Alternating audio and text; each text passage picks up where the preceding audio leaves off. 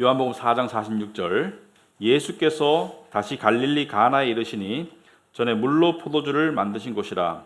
왕의 신하가 있어 그의 아들이 가버나움에서 병들었더니 그가 예수께서 유대로부터 갈릴리로 오셨다는 것을 듣고 가서 청하되 내려오소서 내 아들의 병을 고쳐 주소서 하니 그가 거의 죽게 되었습니다. 예수께서 이르시되 너희는 표적과 기사를 보지 못하면 도무지 믿지 아니하리라. 신하가 이르되 주여 내 아이가 죽기 전에 내려오소서. 예수께서 이르시되 가라 내 아들이 살아있다 하시니 그 사람이 예수께서 하신 말씀을 믿고 가더니 내려오는 길에서 그 종들이 오다가 만나서 아이가 살아있다 하거늘 그 낫기 시작한 때를 물은즉 어제 7시에 열기가 떨어졌나이다 하는지라. 그의 아버지가 예수께서 내 아들이 살아있다 말씀하신 그때인 줄 알고 자기와 그 온 집안이 다 믿으니라. 이것은 예수께서 유대에서 갈릴리로 오신 후에 행하신 두 번째 표적이니라. 아멘. 앉으시기 바랍니다. 우리 기도하겠습니다. 하나님 아버지, 오늘 저희를 이 자리에 불러주셨습니다. 사실 저희는 하나님의 새로운 은혜가 날마다 매주 필요합니다. 하나님 아버지, 우리의 심령은 한 주간을 살면서 때로는 상처받고 때로는 멍들고 또 때로는 메마르고 또 때로는 얼어 있습니다. 그것을 어루만져 주시고 헤아려 주실 수 있는 분은 오직 하나님밖에 없음을 고백합니다. 이 시간 저희들을 늘 불쌍히 여겨주시고 저희들을 버리지 아니하시고 늘 당신의 품에 안아주시는 하나님의 손길로 우리 성도들의 마음을 어루만져 주시옵시고 특별히 하나님의 은혜로우심과 따사로움을 다시 볼 수 있는 그런 시간 될 수 있도록 주님 도와주시옵소서. 예수님 이름으로 기도합나이다. 아멘. 여러분, 예수님은 원래 어렸을 때 갈릴리에서 자라셨어요. 태어난 거는 남쪽 베들레헴에서 태어났지만 예루살렘 근처에서 오늘 이 요한복음에 나와 있는 예수님의 여정을 살펴보면 예수님은 그 갈릴리 가나에서 제일 처음 기적을 행하셨죠. 요한복음 2장에 가나는 위쪽 갈릴리 지방에 있습니다. 갈릴리가 있고 밑에 예루살렘이 있고 중간에 사마리아가 있어요. 그래서 갈릴리 가나에서 기적을 베푸시고 그 다음에 예루살렘에 내려오셔서 유월절을 지내시고 다시 사마리아를 통해서 갈릴리로 돌아가시는 그 갈릴리로 돌아가실 때 사마리아를 지나는 것이 사마리아 여인, 우물가의 여인 지난주에 했었죠, 그죠? 그 이야기고 오늘 이제 갈릴리 가나로 다시 오셨어요. 다시 오셔서 여기서 두 번째 기적이 오늘 일어납니다. 첫 번째 기적은 갈릴리 혼인잔치에서 물을 포도주로 만든 것이고 그 다음에 그 중간에 예루살렘에 내려가셨을 때 예루살렘 유월절에도 기적을 행하셨어요. 2장에 보시면 기적을 행하셔서 사람들로 하여금 당신이 메시아인 것을 나타내셨다. 그리고 유대인들은 기적을 보고 긴가민가 했었고 어떤 사람들은 믿었고 어떤 사람들은 기적을 보고도 여전히 안 믿었어요. 근데 오늘 어떤 내용이냐면은 여러분들이 좀 이 스토리 속으로 좀 들어가 보셔야 되는데 한 아버지가 있습니다. 근데 아버지는 이 아들이 있는데 아들이 지금 무슨 병인지 모르겠으나 거의 죽어갈 지경이에요. 거의 이제 사경을 헤매고 있고 조금만 있으면 죽을 상태인데 이 아들을 살리기 위해서 예수께로 와요. 아들을 살려달라고 예수께로 오는데 그 신분에 이 비추어 봤을 때 쉽지 않은 일이고 또 가깝지 않은 거리를 단숨에 달려왔습니다. 그래서 그런 내용을 살펴볼 텐데 이 오늘 내용 중에 세 가지 키워드를 말씀드리자면은 두 가지 키워드를 기적은 하나님께서 베푸시는 거죠. 인간은 기적을 바라고 체험할 수 있지만 기적은 하나님께서 베푸시는 건데 그럼 인간이 할 수 있는 건 뭔가? 신앙생활 가운데 하나님과의 관계 속에서 인간이 할 수 있는 것은 무엇인가? 인간은 간절함을 가질 수가 있다. 그래서 간절함으로 하나님께 나아가는 것을 믿음이라고 한다. 한편으로 봤을 때, 믿음의 정의를 봤을 때. 자, 그런 내용으로 오늘 본문을 살펴보자. 46절에 보시면은 예수께서 다시 갈릴리 가나에 이르시니 전에 물로 포도주를 만드신 곳이라.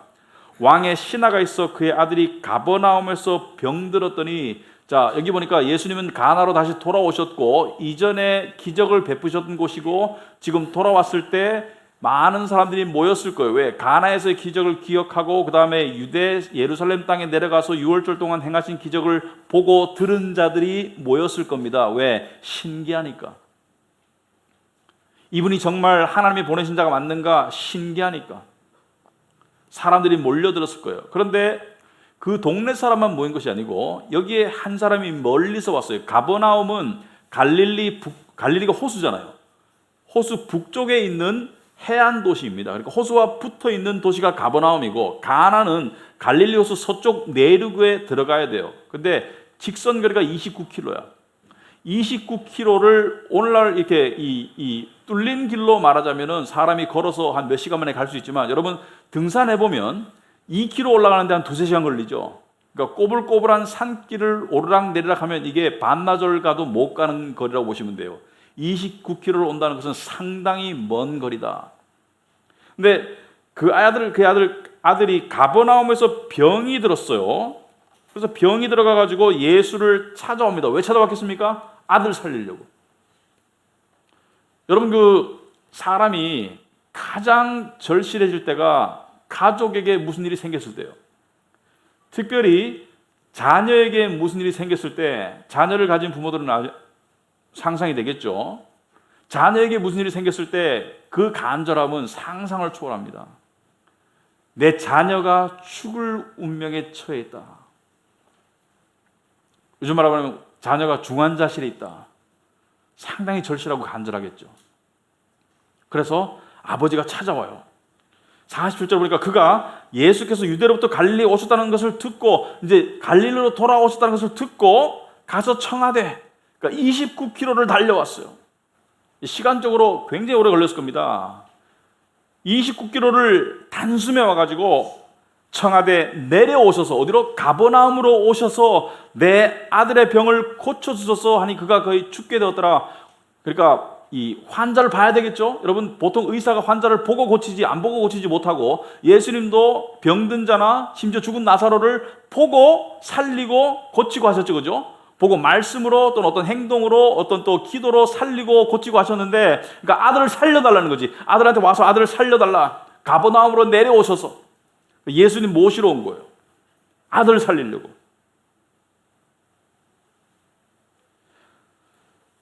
자, 예수께서 이르시되 너희는 표적과 기사를 보지 못하면 도무지 믿지 아니하리라. 지금 예수님은 이 사람이 아들 살려달라는데 지금 실제로는 그 주위에 있는 사람들에게 이야기하시는 거예요. 그죠? 주위에 있는 사람들에게. 너희는 표적과 기사를, 기적을 보지 못하면, 증거를 보지 못하면 믿지 아니하리라.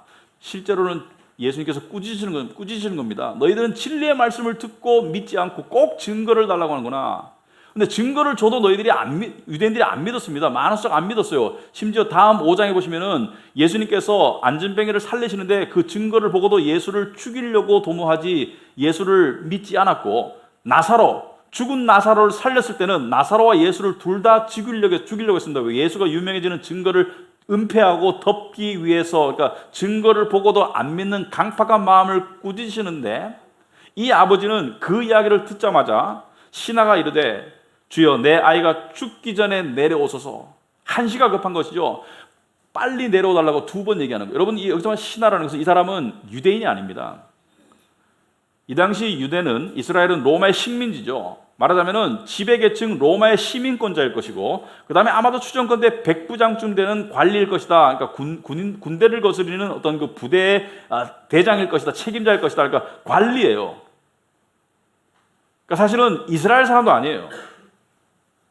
자, 이런 사람이 예수를 모시러 왔다는 거예요. 자, 그래서 오늘 이 3가지 관점에서 오늘 본문을 살펴보겠다. 첫째는 간절함의 믿음은 살 길을 발견한다. 2번째, 간절함의 믿음은 하나님이 하신 말씀을 믿는 것이다. 3번째, 간절함의 믿음은 하나님의 응답을 통해서 더 단단한 믿음으로 나아간다. 간절함, 믿음.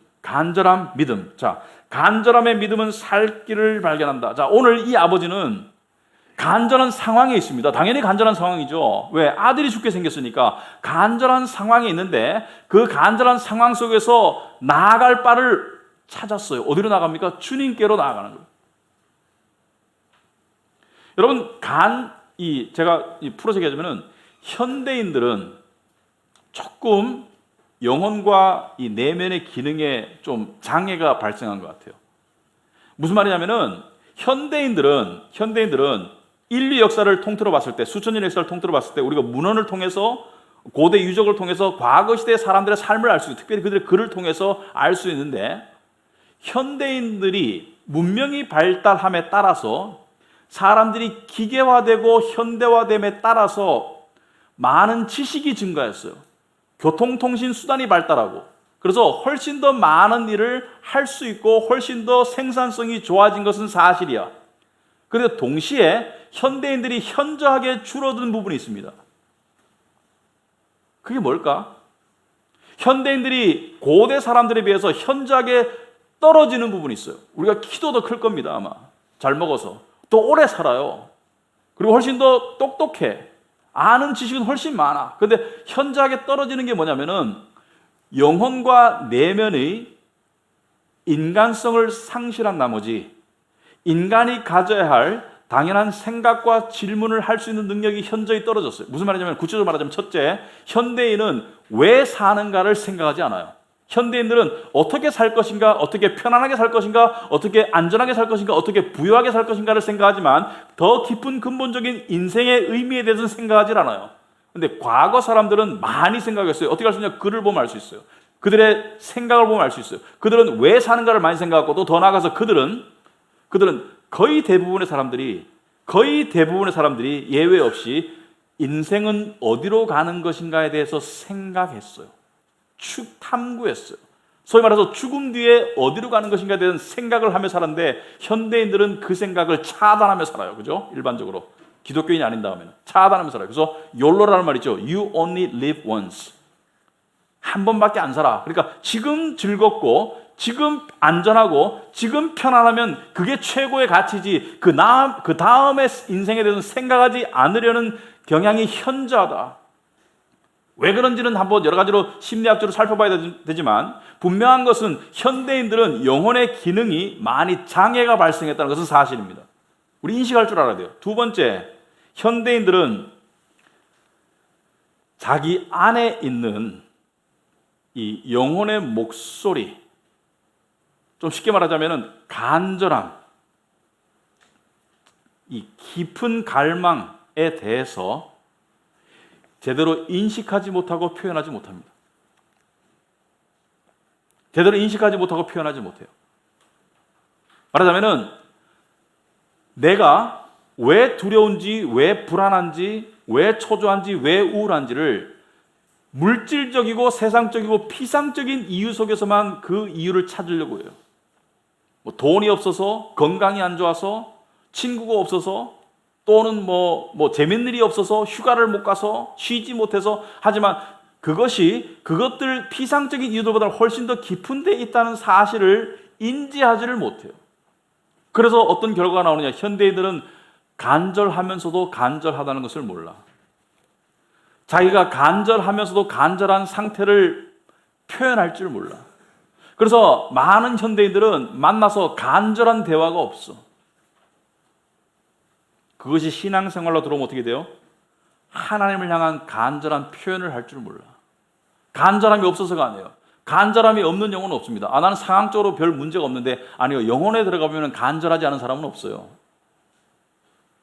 오래된 질병을 가진 사람이 많아요. 두려움, 오래된 질병입니다. 초조함, 오래된 질병이에요. 우울함, 질병입니다. 영혼의 이 최적 상태가 아니에요. 세상을 향한 부러움, 질병입니다. 세상을 향한 부러움 때문에 괴로워, 질병입니다. 근데 현대인들은 그런 것들을 인식하고 그 간절함을 끌어당겨서 그 간절함으로 몰입하는 기능이 현저히 떨어져요. 그러므로 젊은 사람들 오면은 간절한 모습이 안 보여. 실제로는 정말 간절한데. 물론 직장이 힘들고 이런 모습들은 보여요. 제가 말하는 것은 그 이상의 차원의 것을 이야기합니다. 자, 그런데 이 아버지는 간절한 상황을 가지고 어떻게 했어요? 간절한 상황을 가지고 예수 그리스도를 찾았어요. 여러분 오늘 신앙생활 속에서 문제가 뭐냐면은 간절함 속에서 끙끙 앓면서 주님을 안 찾아. 간절함은 하나님을 찾으라는 영혼의 신호예요. 간절함은 그대로 두면 영혼이 썩어요. 병들어요. 하지만 간절함을 통해서 주님을 찾아가면 주님의 복을 받는 은혜의 통로가 될 수 있습니다. 간절함의 정도는 그 사람이 가지고 있는 그 사람이 느끼는 간절함의 깊이와 주님을 향한 믿음의 정도가 합쳐져서 이루어지는 거예요. 여러분 스스로 한번 물어보기 바랍니다. 나는 어떤 간절한 상태에 있지? 간절하다는 것은 절박함을 말해요. 절박함. 상황적으로 그럴 수 있습니다. 상황적으로. 그리고 또 내면적으로 그럴 수 있어요. 어떤 절박함 속에서 못 태어나오고 있나? 여러분 그 절박함 속에서 괴롭지 않아요? 벗어나고 싶죠. 자포자기 상태죠. 회피하고 싶죠. 무뎌지게 하고 싶죠. 요즘 이 넷플릭스가 유행해요. 저도 최근에 그 가족 회원으로 가입했어요. 보니까 상당히 좋아요. 보니까 재밌는 게 많더라고. 새로운 세계야. 근데 한 가지 조심해야 될 게 있더라고요. 그것을 이 간혹 이렇게 드라마나 영화를 통해서 즐거움을 누리는 것은 나쁜 건 아니지만 영혼의 간절함을 회피하고 무디게 하기 위해서 거기에 매달리면 그것은 영적으로 병드는 길이 될 수도 있다. 현대인들은 거기에 굉장히 빨라요. 왜냐하면 자연 속으로 들어가면은 그래도 영혼을 바라볼 수 있는 기회와 시간들이 주어지는데 이 문명 속에서는 그냥 빨리 영혼을 무마시켜서 술, 쾌락, 드라마, 그죠? 여행, 맛집, 간절함을 맛있는 거 먹는 거 좋은 거예요. 그러나 간절함을 회피하기 위해서 사용한다면 우리는 영혼을 병들게 하고 있는 거예요. 간절함은 낭비되어서 안 되는 것입니다. 간절함은 하나님을 찾으라는 신호예요. 두 번째, 간절함의 믿음은 하나님께서 하신 말씀을 믿는 것으로 나아가게 되어 있습니다. 여러분 간절함으로 주님을 찾아보세요. 그러면 주님께서 말씀으로 응답을 하시죠. 그런데 간절함으로 주님을 찾는다는 이 행동, 우리는 지금 예수님이 육체적인 모습으로 와 계시지 않잖아요. 우리는 예수님이 용인에 있거나 또는 수원에 있어서 달려갈 수 없잖아요. 그럼 우리는 어떻게 달려가죠? 예수님께 달려가는 게 뭐죠? 구체적으로 기도입니다. 기도가 간절함으로 달려가는 길이에요. 주된 길이에요. 그런데 주님께 나아가고 기도하면 응답을 받습니다. 특별히 말씀의 응답을 받아요. 오늘 보시면은 50절에 응답 받습니다. 이 사람도 예수께서 이르시되 가라. 간절한 믿음이 응답 못 받는 경우는 한 번도 없습니다. 예수께서 이르시되 가라. 네 아들이 살아있다. 네 아들이 살아있다 하시니 그 사람이 예수께서 하신 말씀을 믿고 가더니, 여기 굉장히 좀 놀라운 말씀인데요. 첫째는 대부분의 경우는 예수님이 직접 보시고 만지시고 기도하시고 축복하시고 이래가지고 나섰어요. 그런데 지금 경우는 멀리 떨어져 있는데 예수님이 안 가시는 거예요. 안 가시고 네 아들이 살아있다. 살아있다. 지금 여러분이 이 아버지 입장이라면 그 말 듣고 곧 돌아가기 힘들 겁니다. 왜? 와보지도 않았는데 상태를 보지도 않고 그 상태를 향해서 기도하지도 않고 어떤 안수하지도 않고 아무것도 안 했는데 그냥 말씀만 하셨는데, 그래도 어떻게 해요? 이 아버지는 마치 다른 복음서의 다른 이야기에 나오는 말씀만 하소서, 우리 집 오지 말고 말씀만 하소서, 그거랑 똑같은 믿음을 가지고 있는 거예요. 살아있다니까 믿고 갔어요. 믿고 돌아갔어요. 여러분 왜 그러냐는 말이죠. 간절한 믿음으로 주님께 나아가는 사람은 주님께서 하시는 어떠한 말씀이라도 받아들일 마음의 준비가 된 사람이에요. 성경 말씀을 읽어도 그냥 머리 위로 지나가잖아요. 좋은 말씀을 읽었는데 그냥 지나가, 별로 안 와닿아. 간절함이 없는 거예요. 여러분 이런 사람이 있습니다. 신앙생활 하다가 하나님이 멀게 느껴진대요. 그런 사람 많아요. 저도 그럴 때 있습니다. 하나님이 멀리 계신 것 같고 내 기도소리를 안 들으시는 것 같고 나한테 관심이 없으신 것 같고 멀리 계신 것 같아. 여러분 물이 아무리 옆에 있어도 안 마시면 갈증은 없어지지 않습니다. 물이 옆에 있어도 그 물을 마셔야지 갈증이 해소되지. 하나님이 멀리 계신 것이 아니라 문제는 우리가 하나님을 간절히 안 찾는 거예요. 여러분, 성경 말씀에 뭐라고 나와 있죠? 야고보서 4장 8절 오시면은 하나님을 가까이 하라, 그리하면 너희를 가까이 하시리라. 이 말씀은 하나님이 멀리 계시다가 우리가 가까이 오면 가까이 다가오신다는 것이 아니라 하나님은 이미 우리가 가까이 하시는데 하나님을 가까이 하는 사람이 가까이 계신 하나님을 체험한다는 거예요.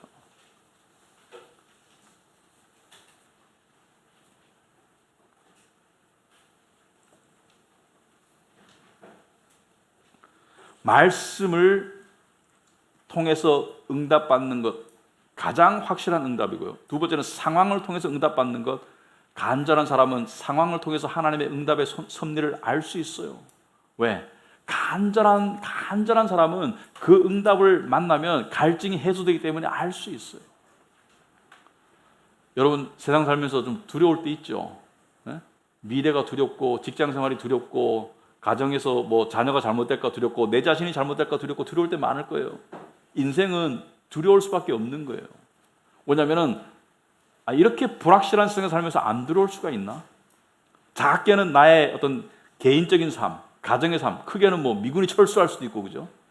핵이 날아올 수도 있고, 불안할 수 있습니다. 이사야서 41장 10절에 이런 말씀이 있습니다. 두려워하지 말라. 내가 너와 함께 함이라. 놀라지 말라. 나는 내 하나님 때문에. 여기서 놀란다는 것은 두려워서 벌벌 떠는 놀라. 내가 너를 굳세게 하리라. 참으로 너를 도와주리라. 참으로 나의 의로운 오른손으로 너를 붙들리라. 여러분, 간절한 심령으로 다가가는 사람은 이 말씀을 딱 들으면 위로가 확 될 거예요. 내가 너와 함께 한다. 이사야서 43장에 보면 2절에 네가 물 가운데로 지날 때 내가 너와 함께 할 것이다. 물 가운데로 지나면은 물은 뭘 상징하죠? 물은 죽음, 또는 물은 파산, 물은 이 침몰. 강을 건널 때 물이 너를 침몰하지 못할 것이며 내가 불 가운데로 지날 때 타지도 아니할 것이요 불꽃이 너를 사르지도 못하리니 대저 나는 여호와 내 하나님이요. 아멘. 여러분, 그러한 말씀의 응답을 통해서, 이런 거죠. 우리는 실제적으로 물리적으로 물을 마셔야지 갈증이 해소돼. 그리고 실제로 음식을 먹어야지 배가 부르고, 실제적으로 방 안의 온도를 높여야지 따뜻해. 그런데 말씀은요, 우리 영혼에게 그 모든 것 이상을 줄 수가 있잖아요. 우리의 두려움을 잠재우고, 우리의 갈증을 해소하고, 우리의 언마음을 녹이고, 우리의 불안을 잠재우고, 젖된 아이가 어머니 품에 있는 것처럼 우리의 영혼을 고요케 할 수 있는 능력이 말씀에 있잖아요. 간절한 영혼은 그 말씀을 통해서 공급받는 영혼입니다. 말씀을 통해서 공급받고 기도하고 그게 되는 게 간절한 거예요.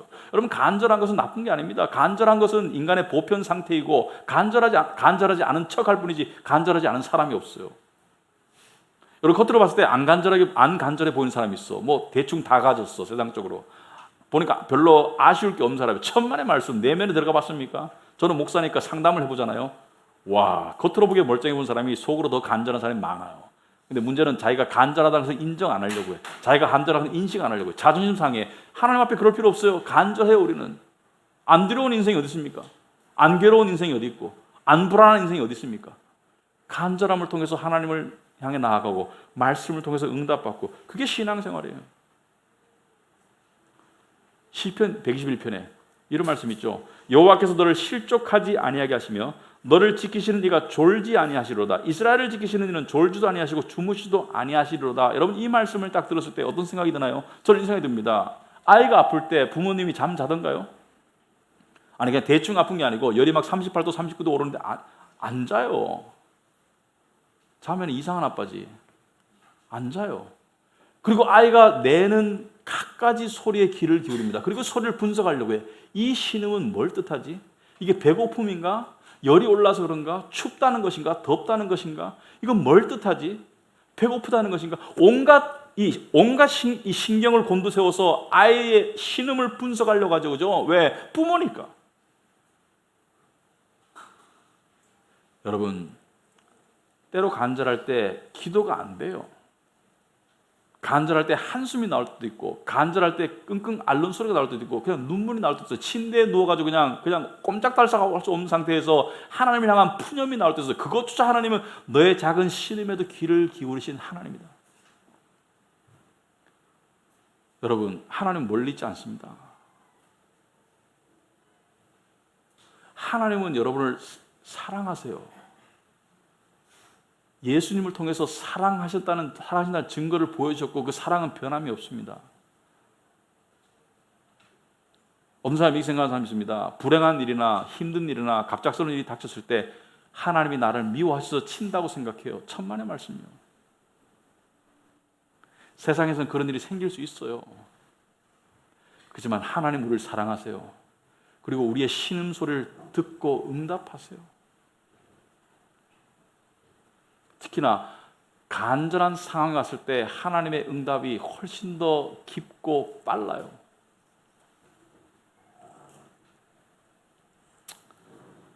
마지막으로, 간절함의 믿음은 하나님의 손길을 체험하는 결과를 낳습니다. 하나님의 역사하심을 체험하는 결과로 더 단단해집니다. 여러분, 오늘 본문에 아버지가 예수께서 네 아들이 살아있다라는 말씀을 믿고 돌아갔어요. 말씀을 믿고 돌아갔어요. 근데 29km를 하루 만에 갈 수 없어요.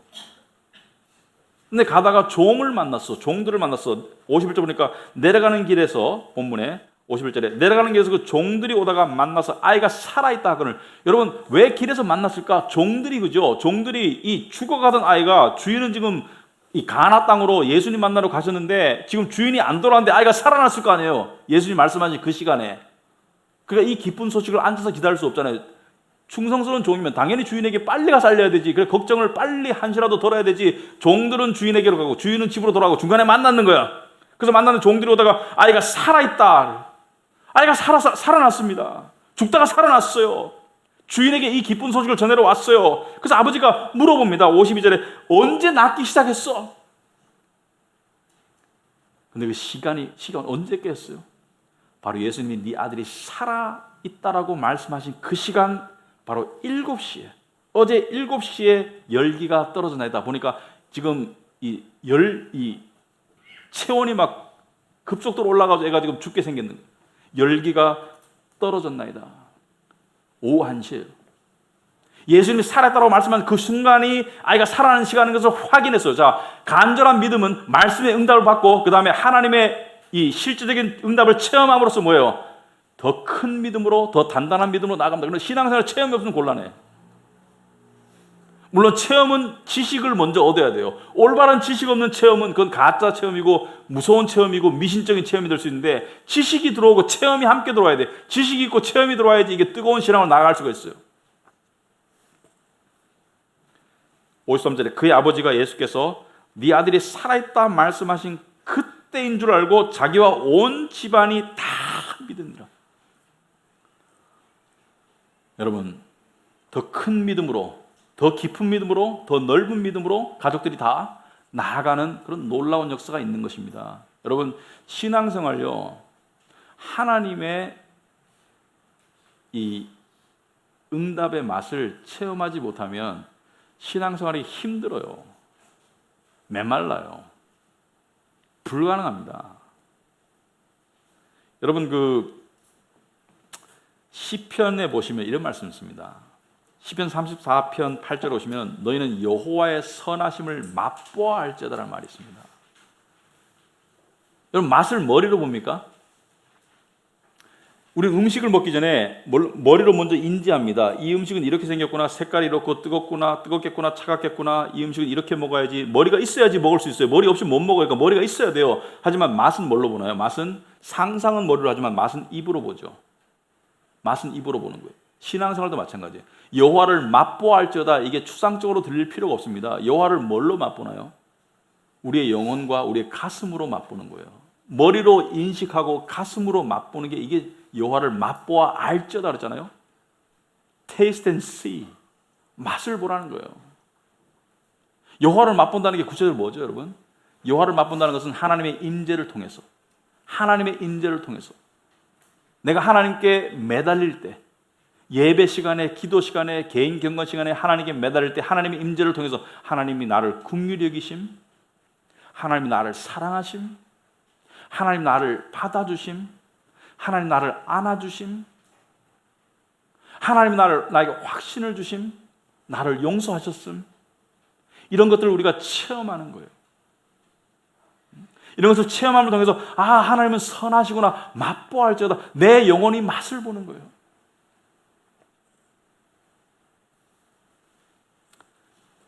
여러분, 이 세상은 우리에게 온갖 경로와 통로를 통해서 우리를 괴롭힙니다.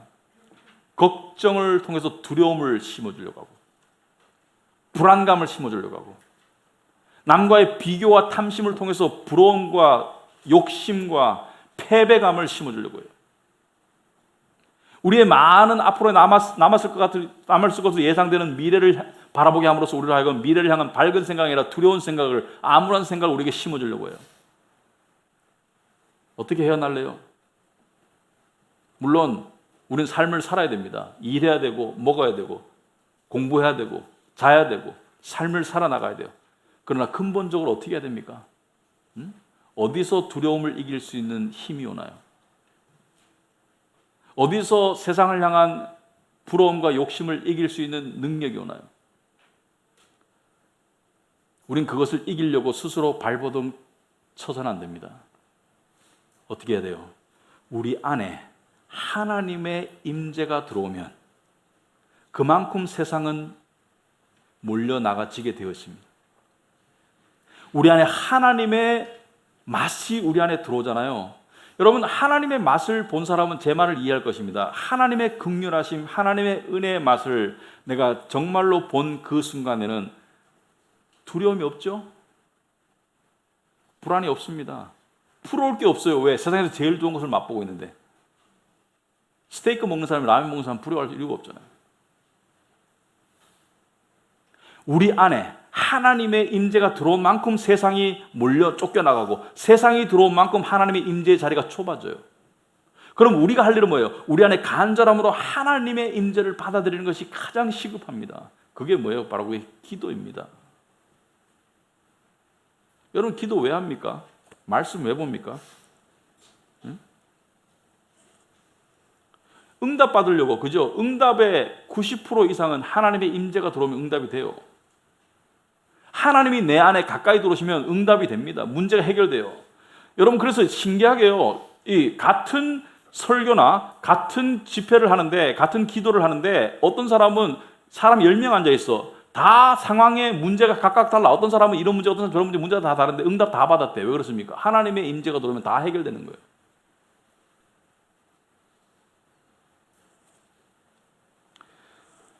여러분, 간절한 기도는 어떻게 하는 것이죠? 지난주 주일날 주일 예배 후에 조금 우리가 좀 소리가 나게 뜨겁게 제가 기도 인도를 했어요. 연출하려고 한 건 아니에요, 사실은. 근데 반응이 두 가지더라고요. 어떤 분들은 좋았다. 정말 그 속에서 같이 기도할 수 좋았다. 어떤 분들은 이상했다. 심지어 저한테 찾아오셔가지고 목사님이 변질되는 거 아니냐. 복음의 어떤 그 진리 추구의 그 모습에서 지금 오순절파로 변질되는 거 아니냐. 그런 게 아니고요. 복음의 진리를 저는 굉장히 중요히 여기는 그 확신에서는 조금도 변함이 없습니다만은 하나님께서 응답하시는 것 같아요. 우리 교회 제가 봐서는 우리가 좀 간절함으로 나아갈 수 있도록 하나님께서 인도하신다고 생각한다. 여러분, 간절한 기도는 항상 시끄러울 수는 없습니다. 조용하면서도 간절할 수 있어요. 억지로 연출할 필요 없어요. 나는 시끄럽게 기도하면서 간절함 표현 안 돼. 하지 마세요. 하나님이 그렇게 만들었어요, 여러분을. 하나님이 변화를 주기 전까지 억지로 할 필요 없습니다. 하지만 간절한 기도는 때때로 시끄러워요. 시끄러울 수 있는 자유도 필요한 거예요. 왜? 간절한데 어떻게 숨죽여? 여러분, 복음서에 보면은 참 재밌는 내용 중에 하나가 마가복음 10장에 보시면은 이 맹인 아들이, 디메오라는 사람의 아들이 맹인이 있었어요. 바디메오라고. 이름 별로 중요하지 않습니다. 이 맹인 아들이 예수가 이 그 여리고에 오셨다는 소식을 들었어요. 여리고는 삭개오, 그죠? 여리고에 예수님이 오셨어요. 근데 맹인이야. 내가 맹인이에요. 맹인이 뭐 하고 싶을까요? 뭐가 제일 간절할까요? 눈 뜨고 싶죠. 눈 뜨고 남들이 말하는 이 뭐 빨간색이 뭔지, 뭐 나무는 뭔지 보고 싶은 거예요. 이게 당연한 간절함이죠. 예수님이 오셨다고 말하니까 다윗의 자손 예수여, 다윗의 아들 예수, 나를 불쌍히 여기소서. 나를 불쌍히 여기소서라는 것은 그 말 속에 직접적으로 내 눈을 뜨게 하소서가 아니지만은, 나를 불쌍히 여달라는 것은 뭘 말하는 거예요? 내 눈 좀 뜨게 해주세요라는 것을 말하는 거죠. 그죠? 나를 불쌍히 여기소서. 그러니까 주위 사람들이 꾸짖었어요. 조용해라. 너무 시끄럽다. 그러니까 뭐예요? 더 시끄럽게 떠들죠. 더욱 크게 소리질러 이르되 다윗의 자손이여 나를 불쌍히 여기소서. 시끄러운 기도 비성경적인 거 아닙니다. 눈물 흘리는 거 비성경적인 거 아니에요. 간절함이 때로는 이렇게 나타날 수 있어요. 어떤 배경에서 자랐느냐, 어떤 신학적 환경에 자랐느냐에 따라서 어떤 사람은 조용한 기도를 못 견뎌하고, 어떤 사람은 시끄러운 기도를 불편해하고. 근데 시끄러운 기도 저도 불편해요. 이게 인간에 의해서 가식적이고 연출됐을 때 불편합니다. 주여 삼창 일부러 하고 막 다다다다닥 하는 거 저도 불편해요. 하지만 때로는 간절한 기도가 목소리가 나옵니다. 그죠? 목소리 내도 돼요. 목소리 안 내도 되고 내도 돼요. 중요한 건 뭐예요? 간절한 마음을 표현한다는 것이 중요하죠. 여러분, 오늘 이 아버지의 간절함과 그의 믿음이 우리에게 주는 의미는 분명합니다. 간절함의 상황을 낭비하지 마라.